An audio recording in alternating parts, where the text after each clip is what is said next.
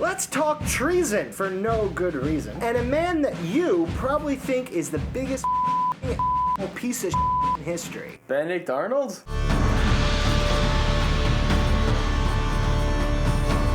Yeah, the name literally means traitor, right? But he actually is very pivotal in winning the American Revolution.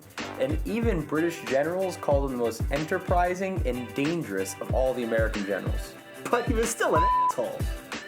Yeah. Like Washington, Arnold actually learned how to fight in the French Indian War. By 1775, he was leading Connecticut's militia. He captured one of the most important British forts, Fort Ticonderoga. It was so important that they even named pencils after it. He then went on to Montreal, almost made Canada the 14th state. President Trudeau. Built America's first navy out of scraps. He held off the British, the best navy in the world. And we're just getting started. In 1777, America won the battles of Saratoga, which was a major turning point, bringing the French into the fight. Although General Gates was officially in charge, it was really his second in command, guess who that was, who was really credited for the win by blatantly disobeying orders. What an asshole. In the process, Arnold's leg was shot twice.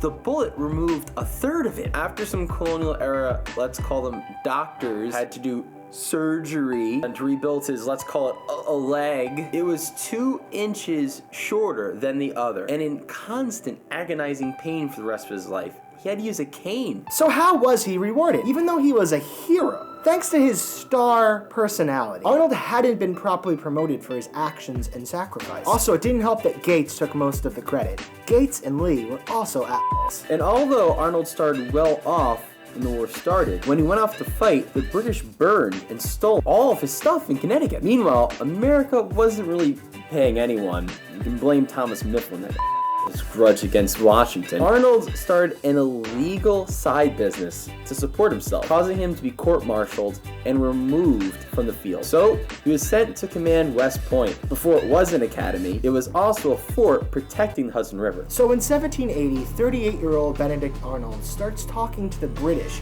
after marrying 18-year-old loyalist British spy Peggy Shippen, who links him up with her former boyfriend, John Andre.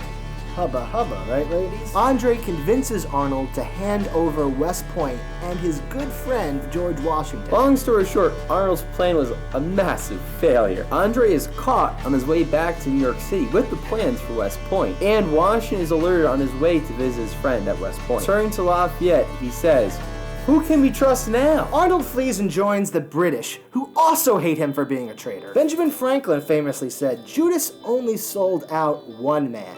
Arnold sold out 3 million. Benedict Arnold would live the rest of his life continuing his trend of poor decisions. He moves to Canada to become a trader. Not a trader, he's already one of those. And Canada's major customer, the big country to the south, hate his guts. Today, the only monument to one of the greatest generals in American history, devoted to this brilliant soldier, is at Saratoga National Park. What is the monument in the shape of? A leg. We didn't say this was going to be a happy ending. I just have one more thing. I've been watching the show Turned a lot. Well, at least someone's watching it, right? Well, I just have a problem with it. Don't say it. Don't say it. It's historically inaccurate. No!